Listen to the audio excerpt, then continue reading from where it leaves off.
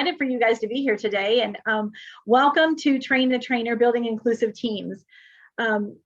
This is definitely an area where I think we've really excelled in, and for some of our districts is really thinking about building those inclusive teams and how do we enlist people to get people excited to be on the inclusive team. So I just had a session right before now. I don't know if you were lucky enough to be in our session where we talked about the journey that one of our districts has went through. And this is really kind of the culmination, was a year of kind of processing inclusive practices. And then they're at the stage now where they've built their teams and they're ready to start on the framework journey. So if you haven't done so already, I really would hope that you could put in the chat box your name, your role, and what district or state that you are from. And we are welcoming people from all over the states, not just Indiana. And so we are excited that you're all here. So just a little bit that we're going to talk about today. We are going to talk about the ABCs of inclusive practices. We're going to talk about the framework, the inclusive practice framework that we trained on last summer and have continued to build on for this summer sessions. And then I'm going to really show you where all of our resources are available for the framework trainings if you were not able to attend that last year. Before I get started on that, I'm going to tell you a little bit about myself. I didn't include a slide, but my name is Heidi Brett Baker, and I am one of the subject matter experts on the Project Success team. This has been the culmination of my 34th year as an educator, so I've been in the field for a little bit of time. I've been really had the great opportunity to have a journey of a career. I started out in the teaching world, and I taught in I think every grade K to 12. I taught for about 15 years. And then I moved on to do many different administration roles or different roles rather than being a classroom teacher. I have been a building principal. I've been a director of special ed in a couple of different districts, a director of education in a couple of different alternative situations for students. And then I was at the university level for several years while working on my dissertation. And then for the last 3 years, I've been with Project Success as a consultant, working on the Project Success team and the pre-eds team.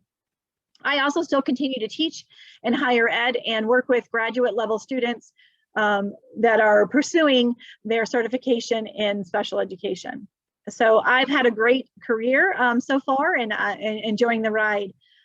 We typically show pictures of our kiddos here, and I have a lot of kiddos. I have 8, so I typically choose to show pictures of my grandchildren, and I have a beautiful brand new grandbaby that was born this past week. So now I have 2 granddaughters and 4 grandsons.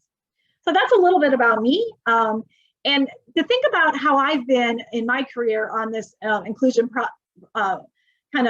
practice journey has been, I started out teaching in self-contained classrooms, had a couple of experiences that way, but very quickly aligned myself into districts where that was not the case, where there wasn't total self-contained classrooms, where I was able to use my philosophy and my stance about what I believe is best for all kids, and be able to really transition some teams and some districts into really thinking about the inclusive practice framework and utilizing that in their daily instruction and in their daily planning for all students. So I like this slide right here. It is a slide that talks really about, it's a Shelley Moore slide. So anybody who's a Shelley Moore guru, you probably have seen this, but it's really about all the ABCs of inclusive practices. There's many things that go into inclusive practices and many different theories, many different criteria and components that we need to be thinking about when we're thinking about inclusive practices. So before we even talk about building a team, building the inclusive practice team, we really need to think about what is the premise, where do we start, and what kind of mindset do we have to be on the team. Certainly, not every member of an inclusive practice team is going to have the exact same mindset, but we want them to be pointing to the right direction, like this arrow is, towards the target of having inclusive practices for all students. And so when we think about that, there's some key points about this quote that I like. An inclusive culture starts from the premise that everyone in the school, students, educators, administrators, support staff, and parents, should feel they belong and realize their potential and their contribution to the life of the school. An inclusive culture, diverse experiences, perspectives, and gifts are seen to enrich the school community. There's some key words I think that we need to just really address in there. First of all, I like the list that it means everybody in the school, because when we're talking about inclusive practices, we are not just talking about students and teachers or even just administrators. We are talking about the support staff, those paraeducators, those specialists who come into the building, to our content experts, to our janitorial staff, to our cafeteria staff. We're talking about everybody. We want everybody to feel like they belong in an inclusive setting. We want everyone to know that we value and we realize everybody has potential, and everybody has everybody can contribute to the life of a school. And so I think those are some key points, and I like this quote because it really talks about all those key important criteria. When we're thinking about even making a plan for inclusive practices and building this team, we have to think about some key things. And here's some key things. We need to, the key components that would be talking about inclusive practices in a school. Achieving an inclusive school culture goes way beyond making a decision to run a workshop on bullying, putting in a ramp, or offering diversity training to staff. So it's not just about staff, it's really about changing that mindset. It's more developing about that value statement, that mission statement, that really is the premise that we're talking about all students, and we're talking about value and contribution for all students. An inclusive culture really requires a shift in attitude of all those key stakeholders I talked about earlier. And it is important to include all stakeholders. And when a policy is developed or a practice is going to be put into place, all those key stakeholders need to know. That communication piece to everybody, so everybody can be on the same page, is very, very important. I think the last one is really important, where it talks about real inclusion is about action, not just about words. We can have a beautiful mission statement, a beautiful vision statement that your inclusive practice team has set up, or even your administrators have set up. But if those, you hear that saying, walk the talk, right? If we don't put into action what we say in our mission statement, in our vision statement, then it's all for nothing, right? Then we're not going to have true inclusion, and we're not going to truly be intentional about including all students.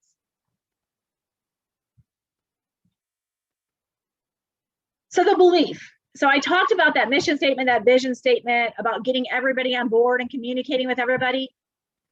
The communication has to be that we all have the same beliefs. Are we going to have the exact same belief? No, but we have to have the same premise to start out with, so that we can all go on that trajectory of the journey, so that all are included. So creating an inclusive school culture is critical because our school acts as a mirror to our community. So what we do in our local school district really will set the stage for community. As we know, student life is only typically in a K-12 setting, right? And for any student, that's only a quarter of their life. The rest of their life, the 3/4 of their life, they live in their community. So if your school's a very inclusive school, that's going to set the stage for the community. And then when students transfer out of high school by graduation into post-secondary experiences, then their community is going to be set up for success, and the students will be set up for success. There's a greater opportunity to teach students early in their development as citizens the importance and the value about inclusion. So back in that very first quote, we really talked about that we believe that all students have value, and that all students need to know their value, and others around need to know the value of everybody. So if we start out with an inclusive practices early on, and we set that premise as the expectation for all early on, it's going to set the stage for later in life for students. If we allow students the benefits of thinking about inclusive practices early on, we ultimately begin to develop naturally, right? Those natural relationships, those natural flow into the community, so that everybody behaves inclusively.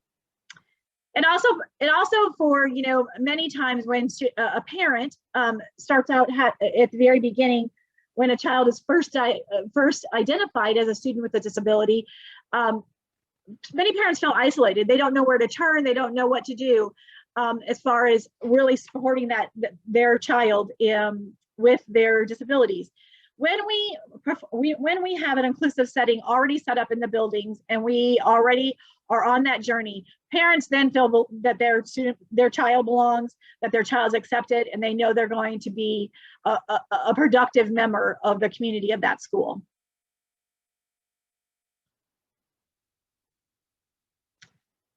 So once again, continuing on this, thinking about that mindset, that shift, so that everybody's on the same page when we're thinking about building a team, here's the philosophy that we need to have: that the whole school shares in the responsibility of inclusion, that every student in the school is a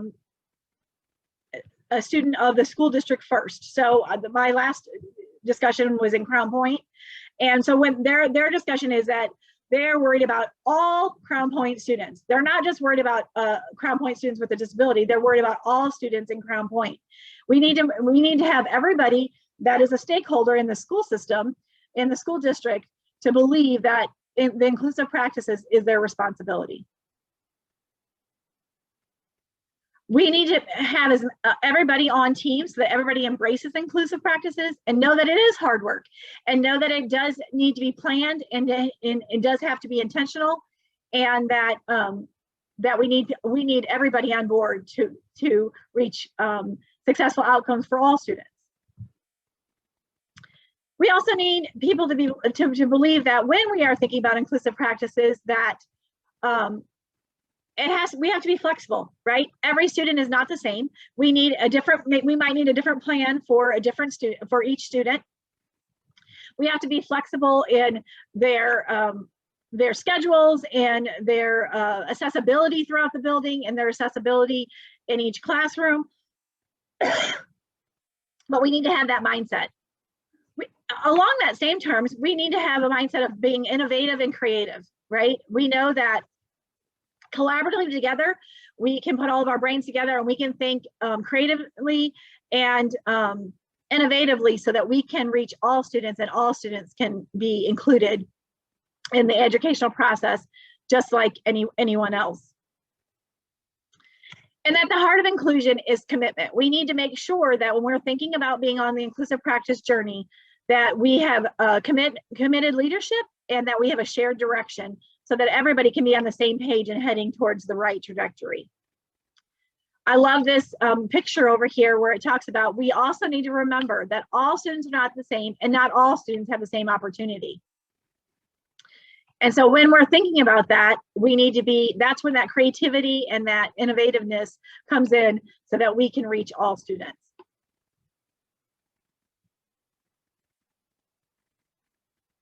So I talked a lot for the first couple of minutes here. I wanted you to just take a minute to think about looking at this visual, the Shelley Moore visual, and looking at this visual and think about, where are you at in the inclusive journey for your district? And if you can see on here where you're at as a district, what are some of your next steps? So what brought you to this presentation? Are you at that stage where you need to build a team? Are you at the very beginning stages where you're just starting to talk about inclusive practices? Where are you? Does anybody care to share? Either through the chat or unmuting yourself?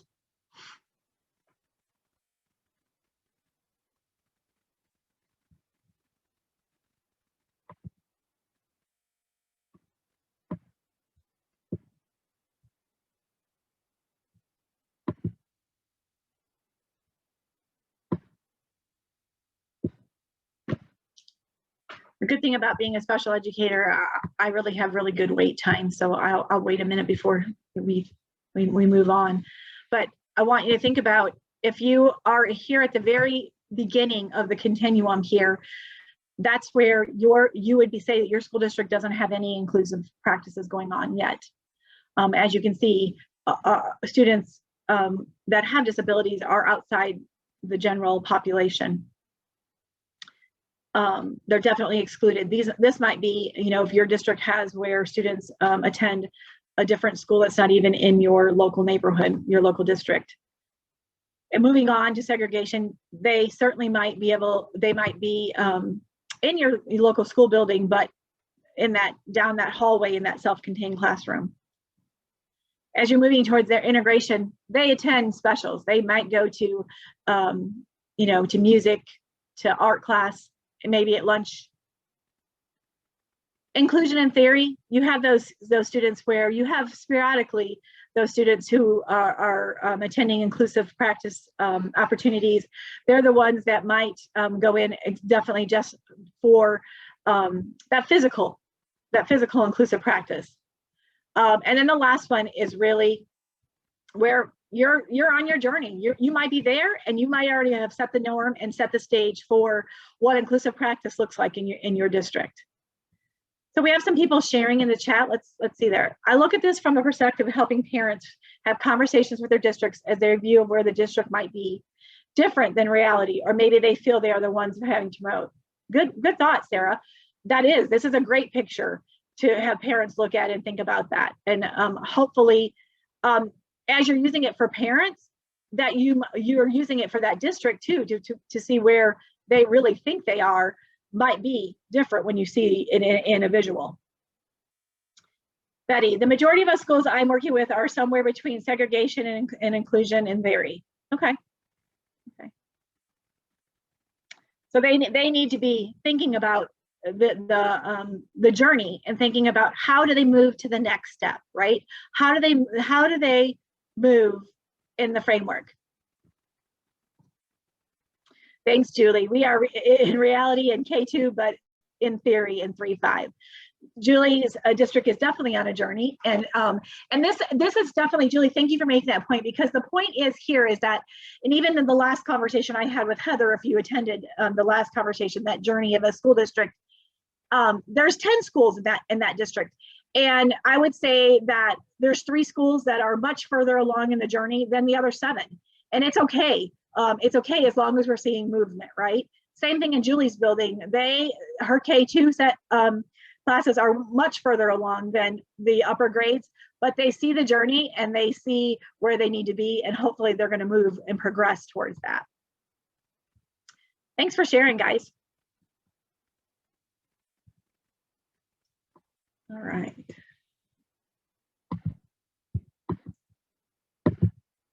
All right, so let's take a look at the framework. If you've already been with us before, or you did participate in our inclusive practice framework last year, this will be a refresher. If you've never seen the framework before, I'm going to talk through it, and then I'm going to really have you ponder and think about on each step of the framework where you are at as a district before I really go on to show you all the resources to help you become a trainer of building those inclusive teams. So this is our framework. It is an 8-step framework that is used to really begin inclusive practices in your building, or to be thinking about where you're at in your inclusive practices and then moving forward. The key thing to know about is there's lots of variables in this framework, whereas ideally, you'd like to move straight through, starting at step 1 and move on to step 8, and then set the norm in your district, and it start happening on a regular basis. Then we hit life, and we hit like COVID life, or we hit other things, and we maybe take a pause in the framework, and so we might have to pause for a moment and stay there for a little bit longer than we wanted to. Or we have new administration and new teachers come in, and we might have to go back to a couple of steps in the framework. That is okay. It's okay to do that, but this is how we've set up the framework.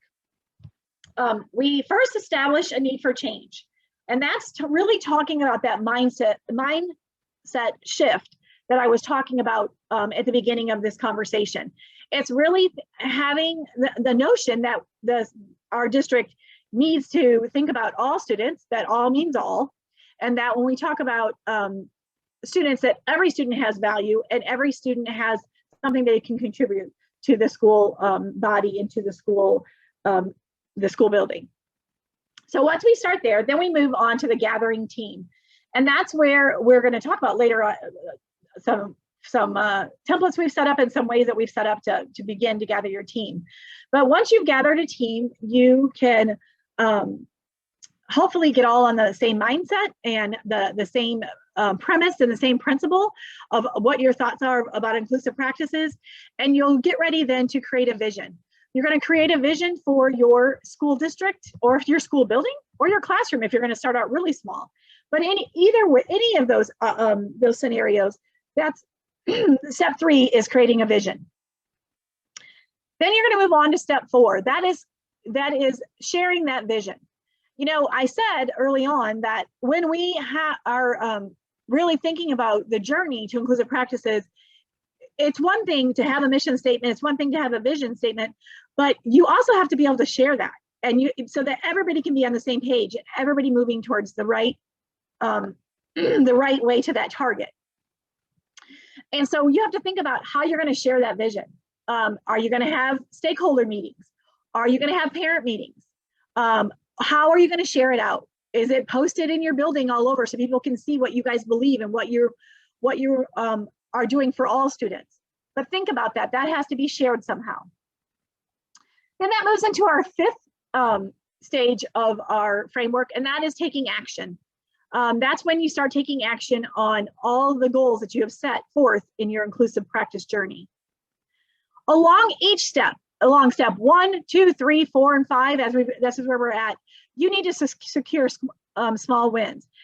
I would even say, even sometimes, even in that initial step of stage 2, where you're gathering the team, you might right then and there want to stop and celebrate what is positive already happening in your building, what is exciting happening, and how can you build upon that.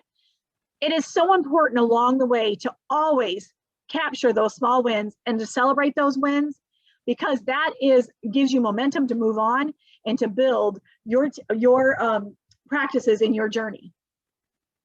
Then your next step is to reflect and analyze and adjust. This step is going to happen over and over and over again, because as we know, as good as you are at anything, you always can get better. And you always need to reflect on what you can do better, what needs to change, what needs to be adjusted. So this is something that you can plan for and meet as you meet as a guiding team. You can do it often, or it's something that will probably happen naturally if something comes up where you need to reflect on and adjust. And then that last stage is set the norm. That is definitely a 3 to 5 year journey. You're not going to be setting any kind of norms for a while as you work through this framework. But once you get there, you're always going to have to still be analyzing and looking back and making sure that you don't need to adjust anything. So this is our framework. It can be found on Project Success Indiana under the events and conferences. There's our regional training from last year. It's Summer Institute 2020. You can find this framework. All right, like I told you, I want people to kind of chat with us now. When you see this navy bubble, typically in any of our project success trainings, that usually means we want you guys to interact with us. So establishing a need for change. When I talked about that, just thinking about your school district, what would indicate that you needed a change in the district? Or have you guys already indicated that, and what made you come to that conclusion?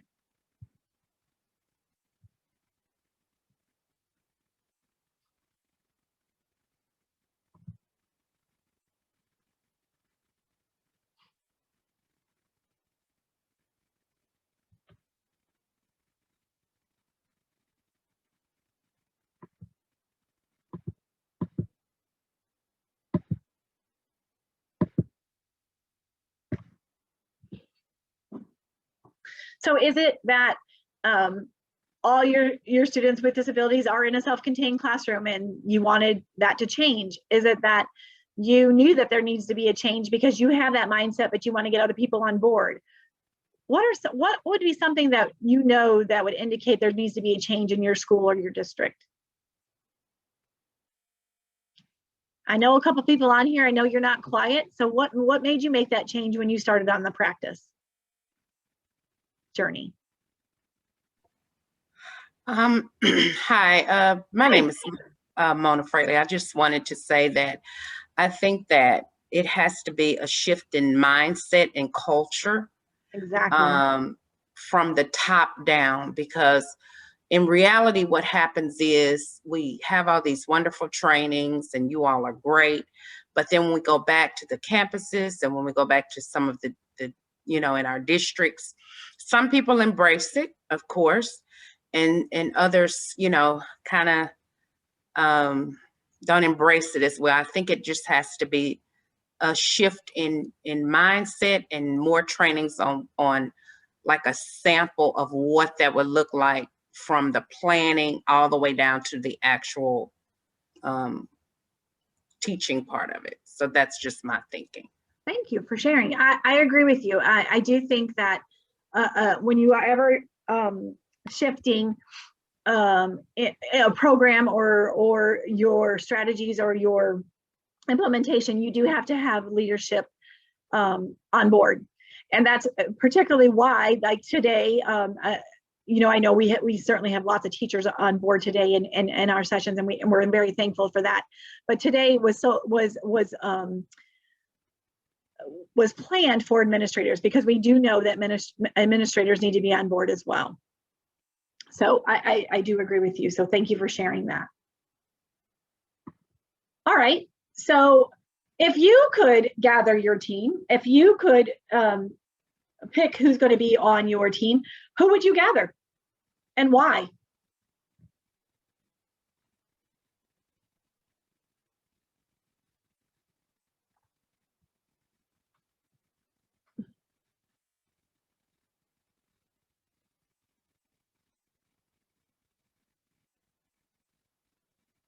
So typically when we think about this, we want to gather a variety of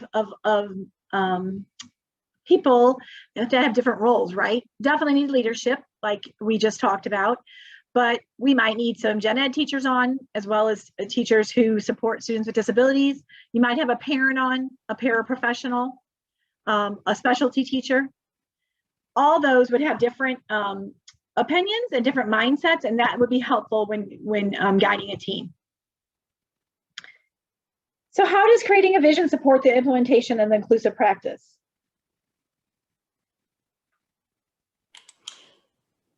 So Heidi, is it okay if I so, and this kind of goes back, I think, to your last question about gathering the team, is that I feel like sometimes in K-12 or in pre-K through 12, we have this mindset about right now. And I often think about the outcomes for when they exit for school. When they're finished with school, the same supports will never be there again. And so if we get stuck into how do we make it work now, then we are only we're very tunnel vision based. Mm-hmm. And I think, who work with individuals with differing needs, is that always looking ahead, because we know what's ahead, and mm-hmm. It's always very pretty. And inclusive practices help set them up for the future when they're finished with school. So I think having people on that team to help see this vision differently for when they are finished with K-12 education. Yeah, oh, great point. Right to my heart. So transition is definitely my forte. And so you heard me say it earlier today. I said it, a student is only in a K-12 setting with all the supports wrapped around them for a quarter of their life. The other 3/4 of their life, they are in society, in community, and we need to build their repertoire so that they can be successful later in life.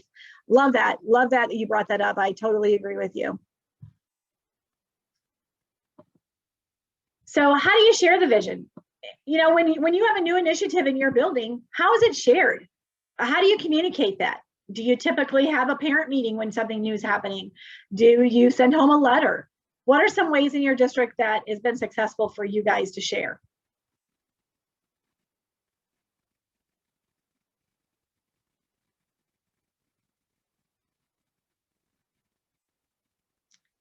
I'd say go all out, right? To try, when you are trying to really make everybody embrace this process, it would be important to everybody to know. So it might be a letter, it might be having a meeting, it might be putting your mission or your vision statement on your letterhead. It would be that you might have it up on your bulletin boards. But sometime, somewhere and somehow you need to be sharing it, what your belief is often, so everybody knows. I'd say our district hasn't done it so much, but I've seen our neighboring districts put the message out there on their social media channels. We're seeing it on Facebook and YouTube and Instagram. It's been pretty amazing, the innovation that I've seen in the districts around us. I would agree with you there. I'm not a social media guru, but Christine, who's on here, my facilitator is, and several people on our team are, and that is a great way to put it out there now. I would totally agree with that. Thanks for bringing that up. So take action as our next step. So here's the piece I want to talk about. Why is assessing your current practice important before you write your action plan? So in the framework and in Train the Trainer, we have that one of our first tasks that we have you to do is to assess your current practices. Why do you think that's so important before you take action?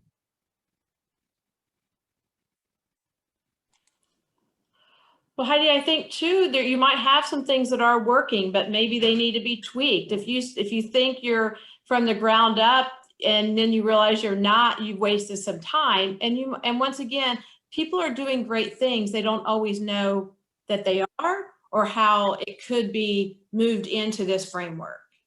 Thank you. Yes, that's so important. I tell you, my biggest thing in this framework, like I am such a proponent of the framework, but the one thing my team will hear my team always says that I'm always saying is secure those small wins. Yes, celebrate what you're already doing great and build on it.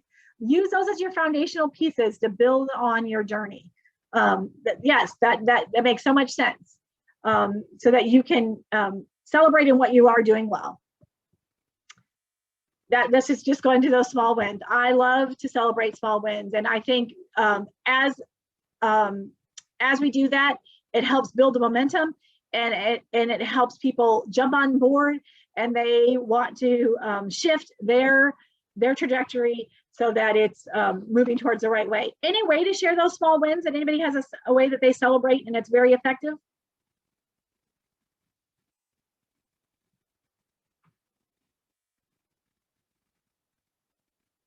Could be at a staff meeting. It could be that you are celebrating it in a newsletter. It could be on social media. Anyway, those are, just make sure that you think about a way to do that. Analyze, reflect, analyze, and adjust. How many times should you reflect, analyze, and adjust as part of this process? I say over and over and over again. It's okay to revisit this step of the framework multiple times. I think if we didn't do that, then we wouldn't be good educators, right? Because we always have to be analyzing and reflecting on our practice so that we can always get better. And then our last one is, how would you know when inclusive practice has become a norm? What would make you think that you know it's a norm in your building? It probably wouldn't be perfect, right? It wouldn't be perfected, but it would be definitely a norm, and people will be talking about inclusive practices, and it would always, when planning for students or planning for schedules, that would always come first. How do you know?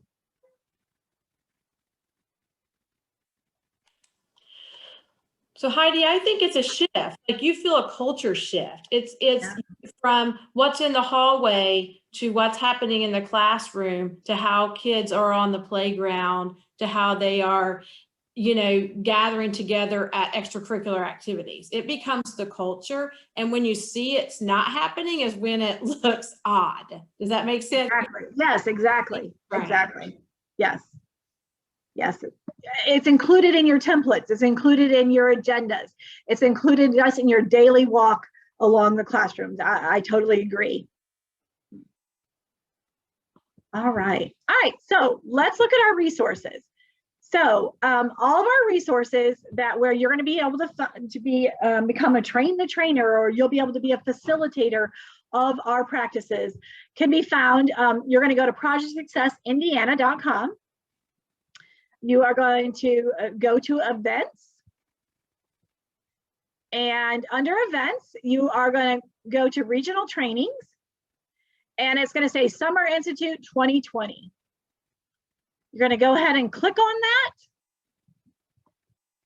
And you are going to see the Summer Institute 2020 Building Inclusive Practice Extension Sessions.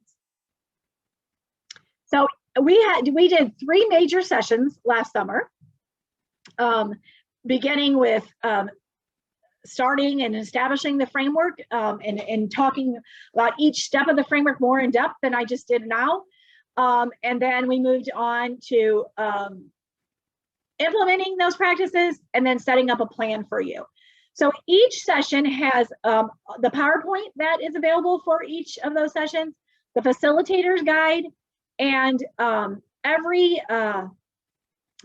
any template that we've created or any document to support each one of those sessions is listed on this page. We created an engagement guide. So if you are the facilitator that's going to go through building these inclusive teams, there's an engagement guide for your participants so they can be engaged throughout the whole entire process.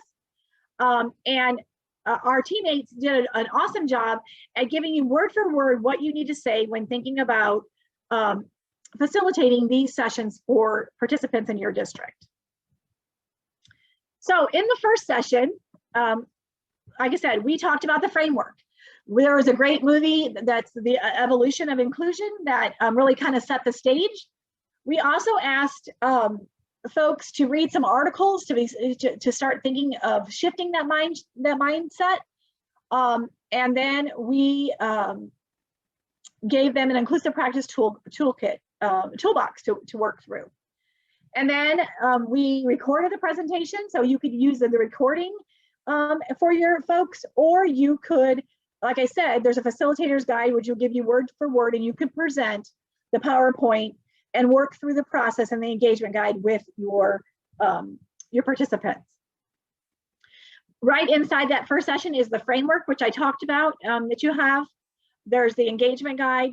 This is where that self-assessment is.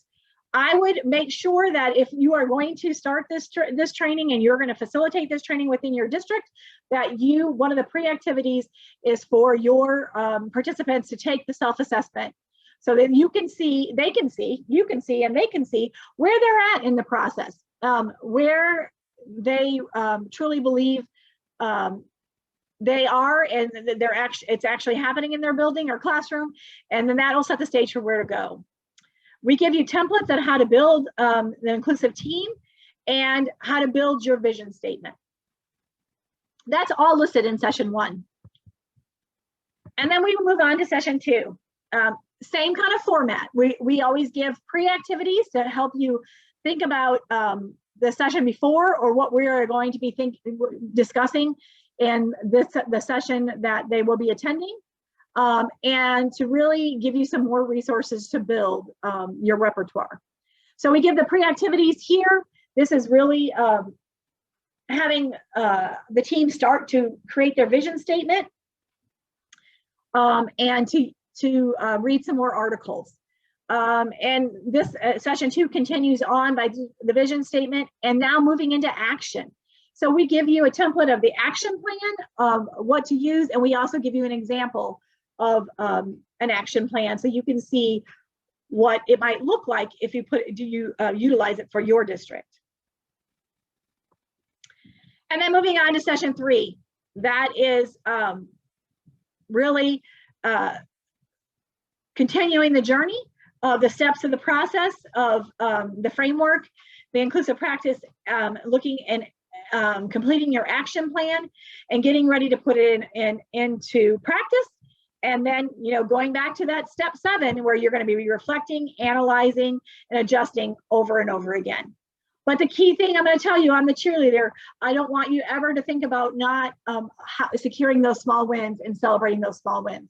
We need you to do that over and over again so you can keep the momentum going in the inclusive practice journey. All right. Questions on any of those resources and questions on where to find them?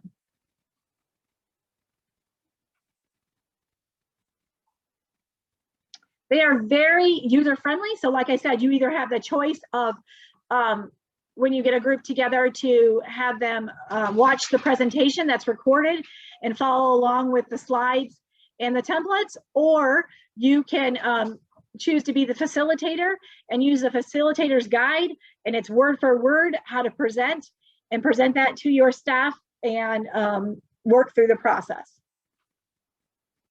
Certainly, if you have any questions to work through that, you can reach us by email, and we will help you through that process as well. All right. If anybody doesn't have any questions, I love this Shelley Moore. Inclusion bus of love. You can get on or get off. There will always be another chance to get on, right? We want people to always be on board with us, but sometimes everybody's just not there yet, right? Not everybody's mind has shifted yet, or they've not had enough exposure, or they've not seen enough of successful outcomes. And so I think we need to remember that people need to jump on, but the rate at which they jump on and when they jump on doesn't always happen, but always give them a chance because it's for the better of students. The biggest risk of not including a child with a disability is that we limit everyone's potential as a human being. I love this quote because from the very beginning of this presentation, I talked about we want all students, all stakeholders to have value, to know that they have potential and they can all contribute to society, to our community, to our school districts. We just need to give everybody a chance.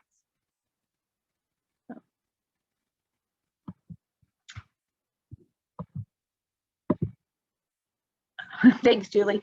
So where we've been, here's the framework at the top here. We talked about establishing a need for change. We talked about gathering a guiding team. We then had that team create a vision. We're going to then share that vision. Then we're going to take action, securing those small wins. We're going to reflect, analyze, and adjust. We're going to do that often. And then eventually, we have to be patient. It does take time, but then eventually it becomes the norm. That might need to be readjusted sometimes, but it will become the norm in your district or in your school.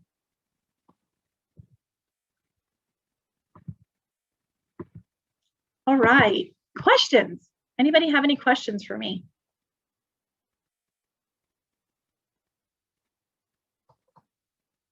Don't be shy. I'm sure people have questions about the journey.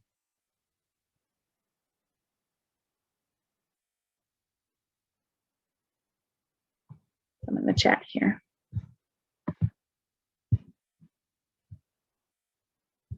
Yes, they are really good resources. And we have if you've not had the privilege of being on our website, please go to our website.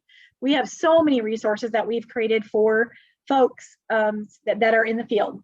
And we want you to utilize those so that you can help move that continuum.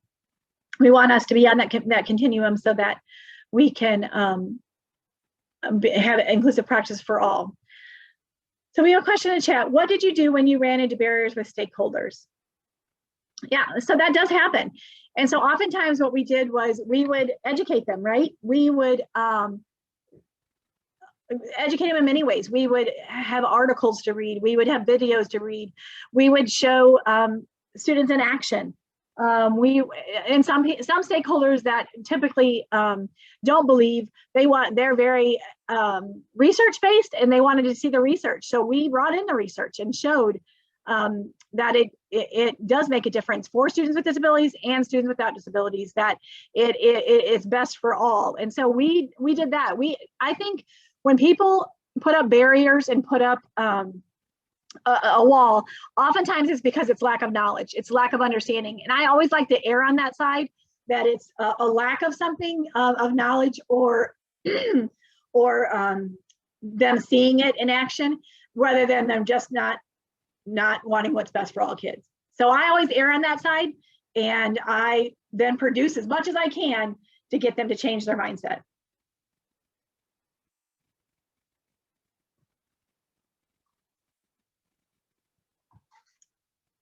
Hope that answers your question, Betty.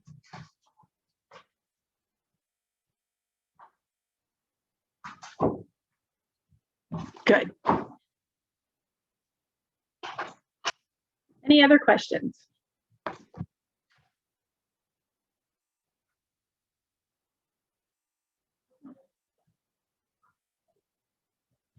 right, well, I will hang out here for a while. If anybody else has any other questions, feel free. Christina's put in the chat box our evaluation form. Please fill out our evaluation form. We really value your input. And we'll look at that. We have another thing here in the chat. I think it can sometimes too be, especially for educators, are worried children won't get their needs met in inclusive settings.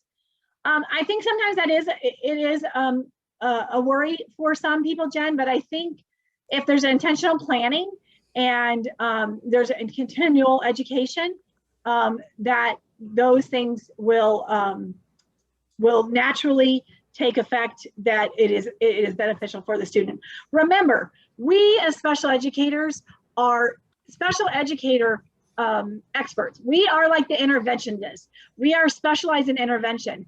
Content experts or grade level experts are that content. They're taught in that content, so they need to be able to teach that content. There is no way as special educators we can teach all the content. So our students need to be exposed to the content. They need to have the opportunity to learn from others and gain all that rich knowledge and vocabulary from content teachers and their peers. And so they will gain. It will just look differently than what it has in the past.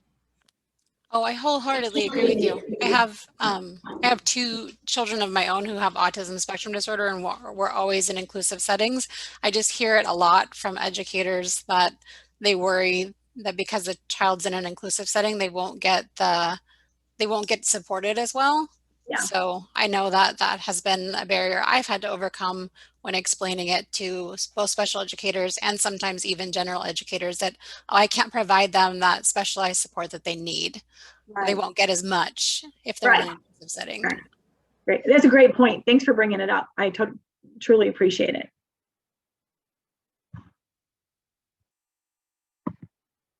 Thank you all for attending today. But like I said, I'll stay on for a couple of minutes if anybody else has any other questions. I appreciate it.